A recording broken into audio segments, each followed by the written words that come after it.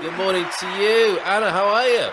Good morning, Carl. I am in the not so sunny Algarve today because it's not sunny. You don't often hear it called that, do you? The not so sunny Algarve.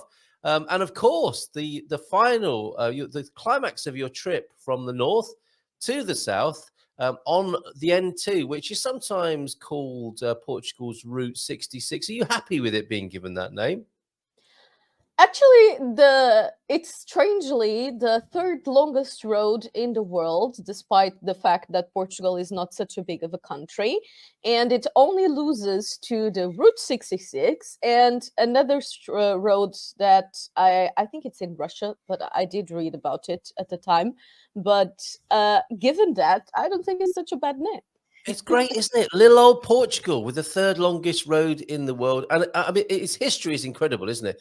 And there you are, a picture of you with the map of the N2. If I just take that comment off for a moment, forgive me, Pete.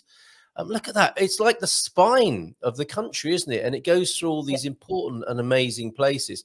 And of course, must have been established as a trade route in its origins. What did you find out about the history of it before we No, talk about actually, it was built in the 1900s. I don't know if it was the 60s, the 40s, something like that, because at the time there were no main roads on the interior, and it was just built all the way from up to down.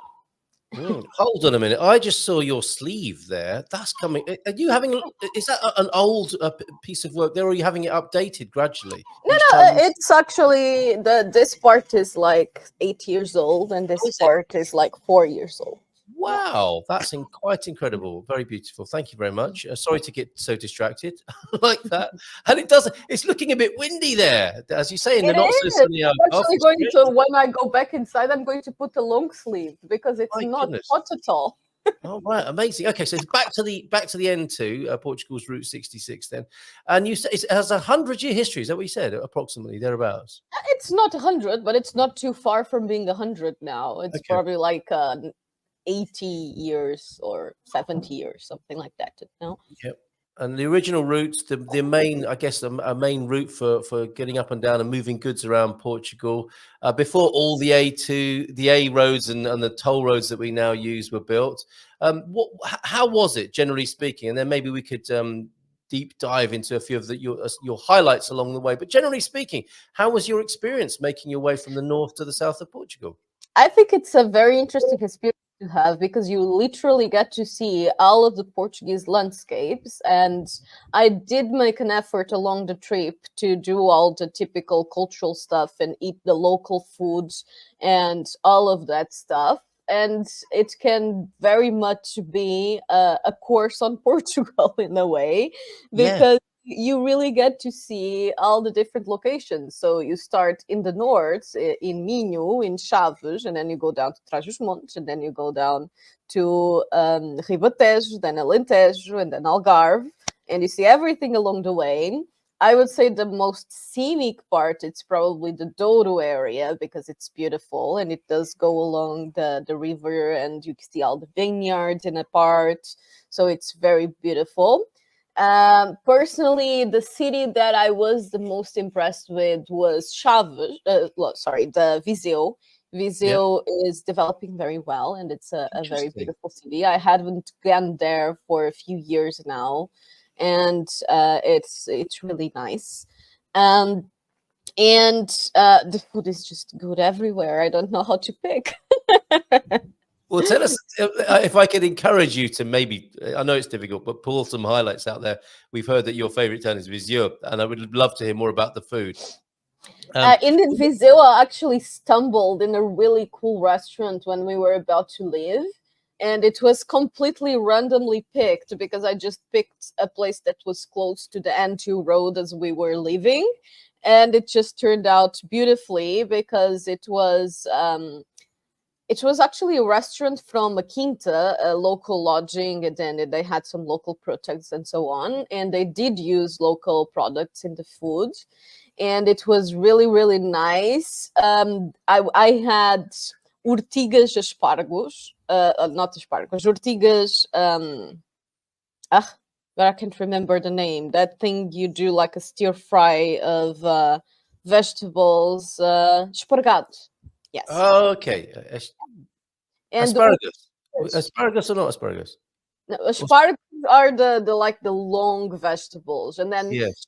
gado, and that's why I kind of confused the name, is Okay. a Portuguese dish where you kind of do a stir fry until things get soft. So vegetables, it can be Mhm. done with spinach, with grelos, with ortigas, and it can be done with different kind of vegetables. And so I had espargado de ortigas, and ortigas are, you know, those very Nettles. annoying plants Yeah, that, nettles. yes, Stinging nettles, basically. So you had a yes, stinging and it nettle was stir fry. delicious. I think nettles are great. Nettles are like a spinach, aren't they? And of course, when you cook them, it takes the sting out. But when you just get the tips, it's a great vegetable. Absolutely wonderful.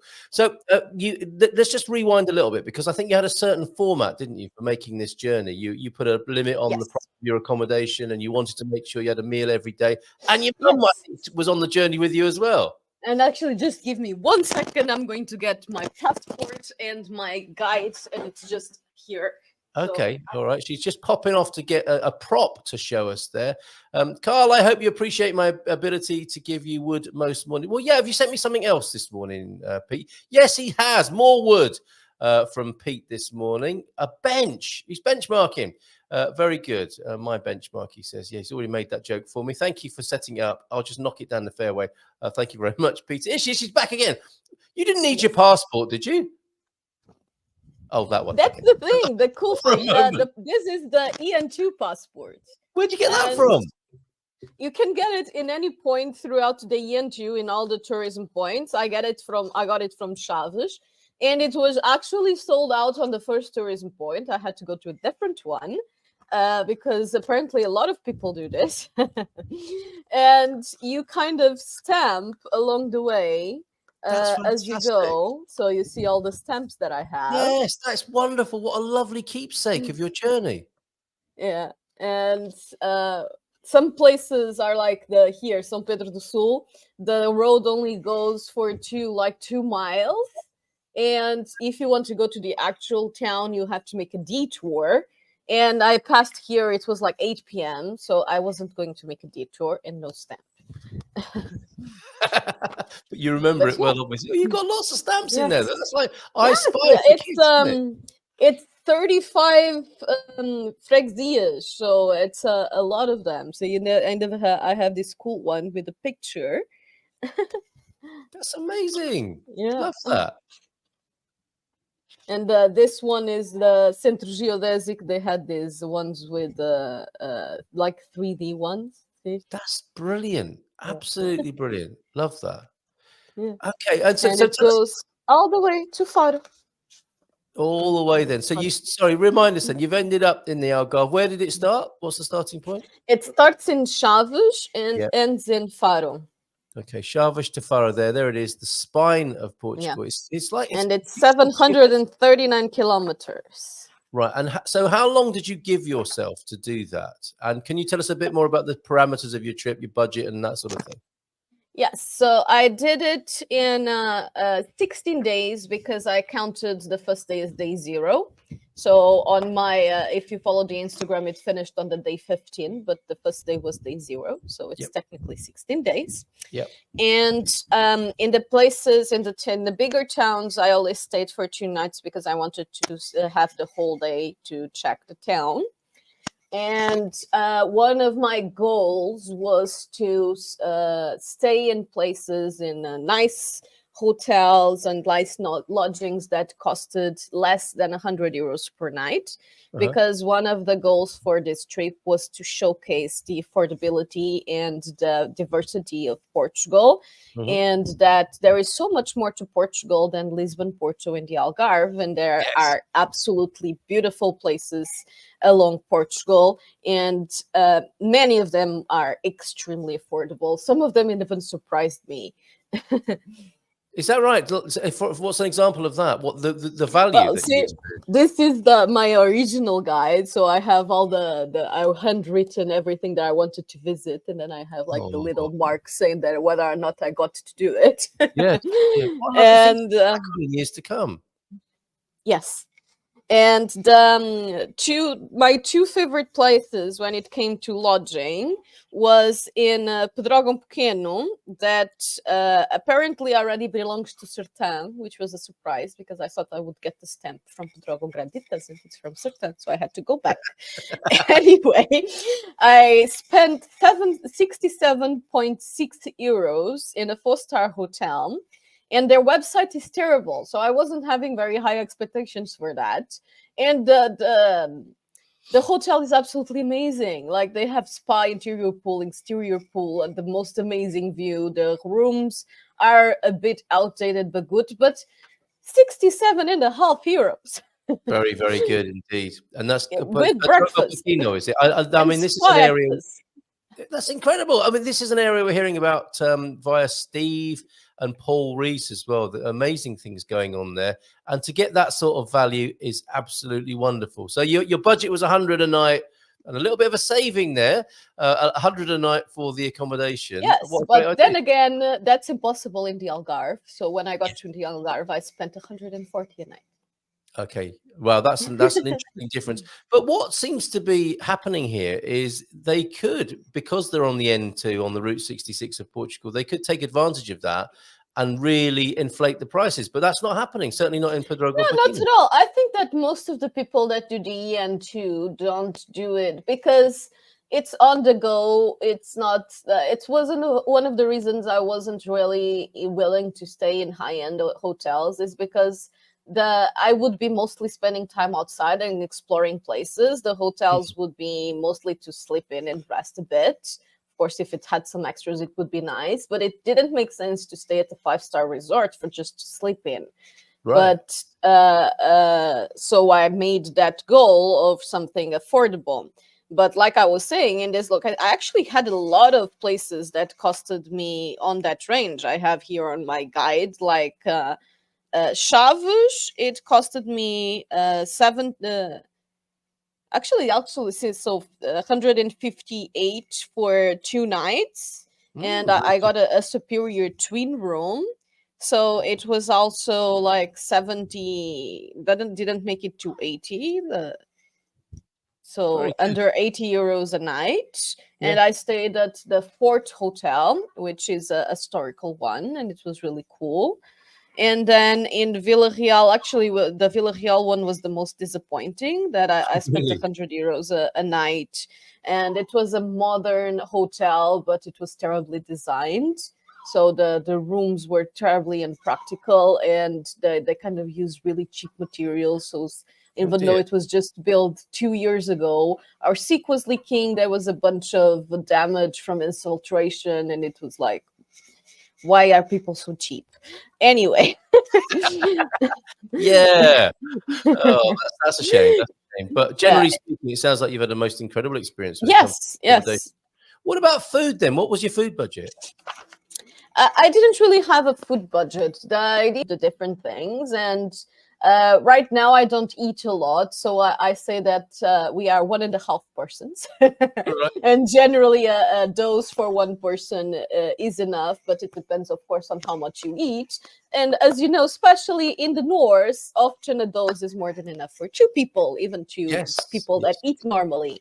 So that was the case in a lot of cases, and we've been to very different places. We've been to Tascas, where we had the meal for the 2 of us for 14 euros.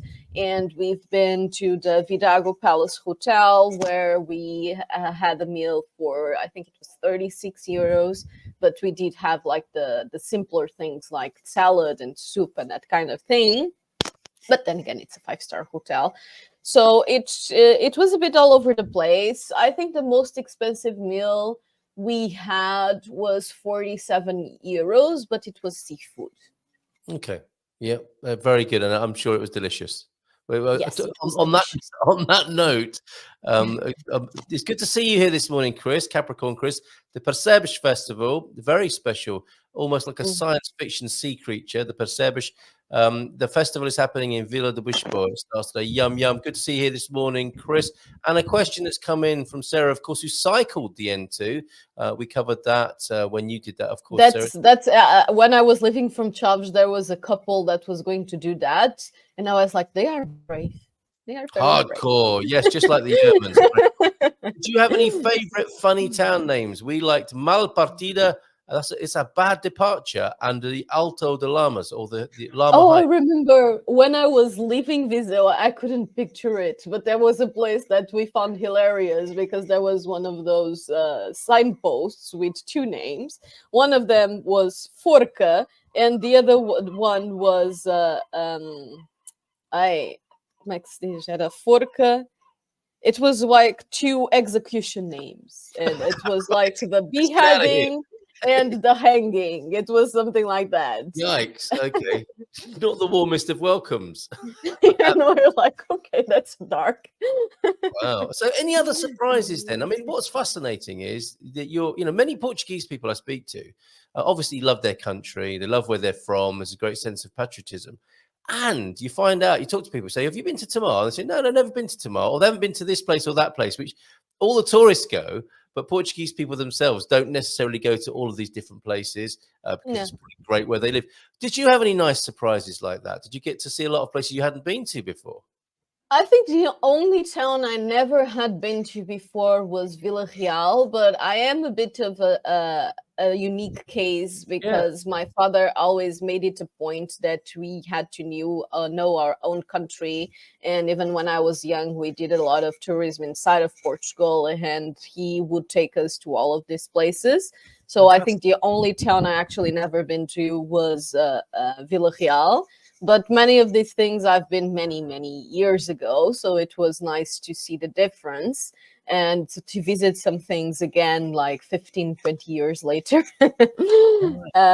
But that's not the case at all. I mean, a lot of people, even the families that can afford to have vacations, they often prefer either to go to the Algarve or to go outside of Portugal.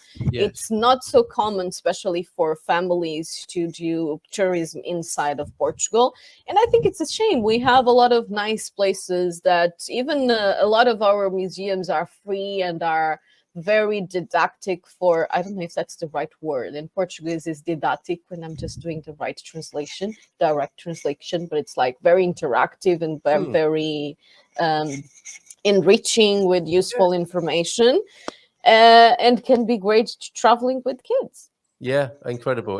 Well, thank you for showcasing this for your fellow Portuguese as well as the whole world, and giving people a cross section. It literally is a cross section of Portuguese culture. What a great idea! Has your mission been accomplished, would you say, with what you said? Yeah, I think I will have content for the next few months. There is so much I can just do with this, the different gastronomies, the different landscapes, the different cultures. I've made content to publish videos about the main cities. So that's Chaves, Vila Real, Abrantes, Faro, and Viseu. And then there's a lot of content to just showcase, the museums, the so many things. There's so many things in this trip, really. Oh, I'm so pleased. It was amazing, but it's like I'm exhausted now. I'm sure you are. You need a holiday. You need a holiday. And I'm going to Brazil on the 16th, and I'm going to have a small proper holiday for 2 days. Okay. And then there's the US trip, of course, which you told us about. Yes. So this is all very exciting stuff. Forca, apparently that's what Pete's village was called. Our village used to be called Forca. So they dropped the F, and now it sounds like we're in a land aquarium at Orca. There in central Portugal. Funny names. Antonio responding here with Venda de Raparigas in Alcapasa. What's that? The sale of kids, is it? The sale of young fellas? The thing of young girls. Of young girls, of course, yes. Not Raparigas. But we don't go through that one on EN2, but I know where it is. I've been through that one. And they don't do that there, I'm sure. Pobreza is poverty in the Caminha, and Garanhão is a stud in Ponta de Barca as well. So thank you for those, Antonio. Very good. Let's hope they make their way onto the Portugal Club resources at some point as I well. think there was then, I don't know if it was Venda da Gaita or it was just Gaita. That is also a colloquial word was used for the male parts. And that one was full of stamps, you know, the land. That's a kid thing because this road is extremely popular for motards and motar clubs. Yes. And they have this thing where they just put stickers in the marks and things. And that particular land sign was full of stickers. I'm sure it was. Can you say what it was? What's the word in Portuguese? Gaita. Gaita. Okay, all right. There's a little bit of vocabulary for everybody. So changing. Thank you, Antonio. Changing from forca to orca. From gallows forca, to forca to força. Yes, it is a bit ironic, isn't it? That would have been a better change, perhaps, rather than changing it to the name of a killer whale. Okay, and just before we finish on, because I want to ask you about what you think of the new migration policies. I don't know if you've had a chance to look at them, but this was a road trip as well with your mum. Did she enjoy herself? Yes, it was for her. It was kind of the celebratory road trip for her retirement. Lovely. And because she kind of, as soon as she retired, she was a nurse for me for like a month and a half after I had my surgery. And then we just went on this road trip, and it was her first retirement trip. Oh, lovely. Well, do give her our best regards. And you're healing well, are you? I take it you're up and about and very busy. I'm going great. Yes. I'm so glad to hear that. Mr. S is being nosy and asking you where in Brazil you're going. We're talking about what a vast country it is. I'm going first to Recife, and I have some family property there, so I'm going to take care of it, which is actually a huge headache. Yeah, we complain about Portuguese bureaucracy and corruption. Brazil is just 10 times worse, and it drives me nuts.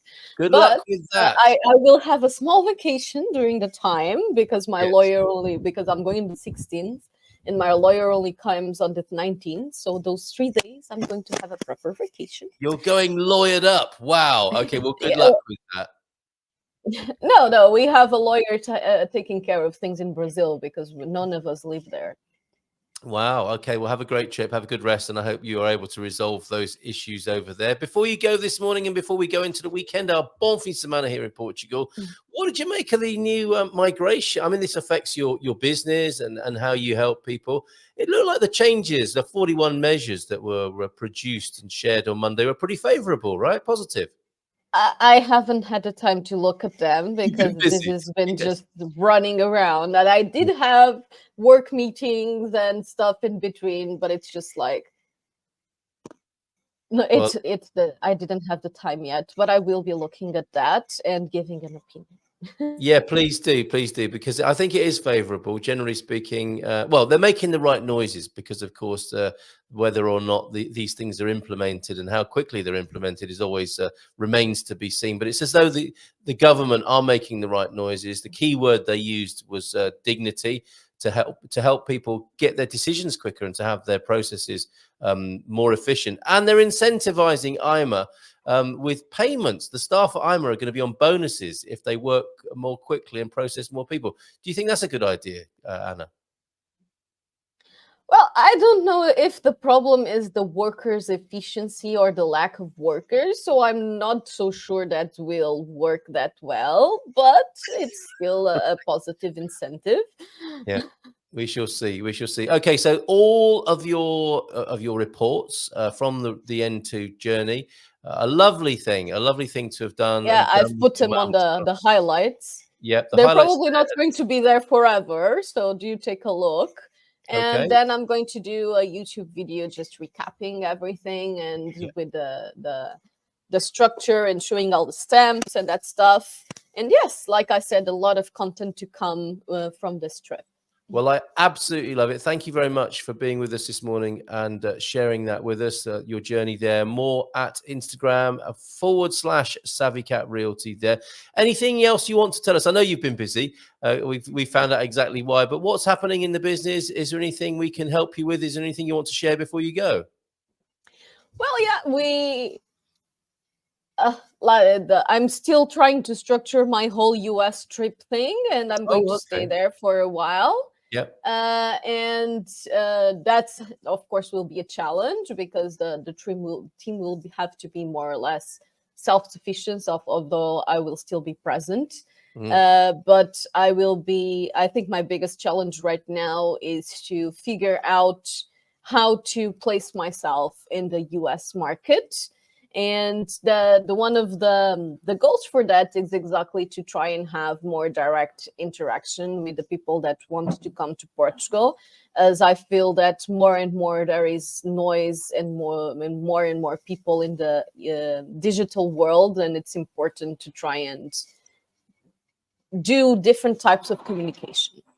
Oh, so is that what your experience is? You think a lot of people are getting the wrong idea when they just are experiencing this absolute abundance of information? On the one hand, that's a good I thing. think On the other hand, it's not just the wrong idea. Is that right now there are a lot of companies that claim to do the kind of thing I do. Some of them do very similar, and Mm, some of them do completely different things. And I fully understand how hard it can be to filter things. yes. And we are a small company. I don't have a huge budget to spend on marketing, so it's very easy to get lost in the noise.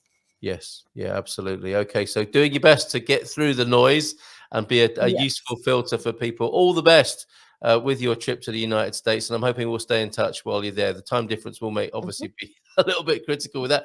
And Yeah, have we a will beautiful have to try and organize that. I hope so, or at least a video and some nice postcards, some digital postcards from you. Received is Yeah, supposed to I'll be very probably be active on Instagram. Actually, it was very positive. We increased the following on Instagram very drastically. So I will make an effort to try and be more present and give more updates on Instagram frequently. We will keep an eye on those, though. Anna, thanks for being here this morning, and I hope the weather improves in the Algarve. How's it looking? Do you think for the rest of the day in I the think Algarve? I think it's going to rain on the weekend. That's what was my friend was saying. But I'm Yeah, actually going to Beja to a metal fest. So you're going from Albufeira to Beja to a heavy metal festival. yes. Wow. Okay. Sorry, is that a notable one? Is that a big one that happens every year then in Yeah, Beja? it's a fairly small one called Nada Fest, but Yeah. because the metal scene in Portugal, especially here in Algarve, is fairly small. So I do like to support, and also my Viking Tavern. I passed the Yes. business to a friend. They're going Yeah. to be there with with the new Wonderful. Viking Tavern that is now Okay. called Caldeirão Lendário. Lovely. Well, rock on. Have a great time. Thank you. At the Metal Festival. All the best to you, Savika Anna. Have a great weekend. Bon fin de semana. Thank you for being here. Ciao, ciao.